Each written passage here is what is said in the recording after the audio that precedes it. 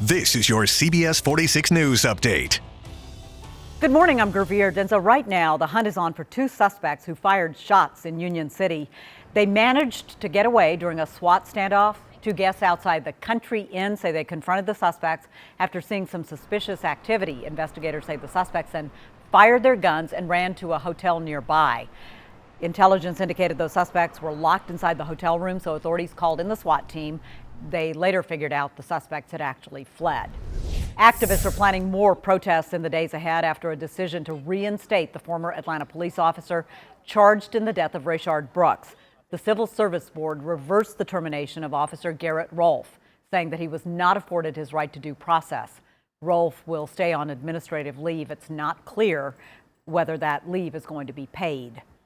Today, a beloved restaurant owner killed when that EF1 tornado hit Douglas County will be laid to rest.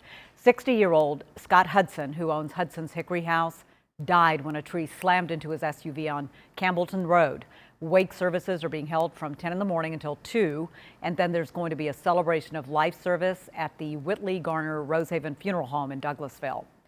COWETA County is getting some federal aid after a deadly tornado ripped through that county back in March.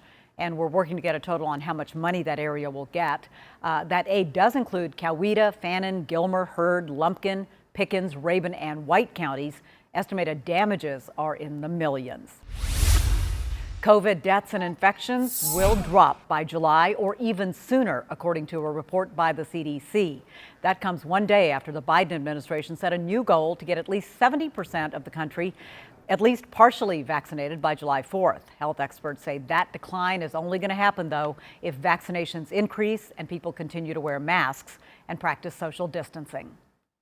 Variants are a wild card that could reverse this progress we have made and could set us back.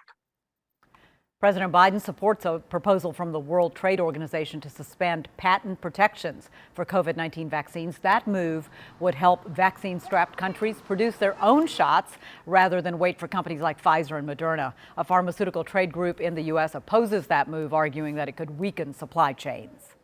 Cooler temperatures on tap for today and maybe into the weekend. Let's get the latest on today's forecast with meteorologist Ella Dorsey. Yeah, it's going to be beautiful today, but it's going to feel more like early April than like mid-May. Temperatures say top out in the low 70s, so through the majority of the day will be in the 60s.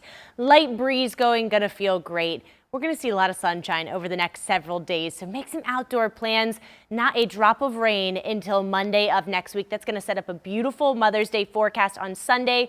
High temperatures will climb into the low 80s. It'll be warm and dry, but until then, it is going to be cool, especially on Friday. Tomorrow, we don't make it out of the 60s. Again, that warm up starts this weekend, and those thunderstorms arrive next week.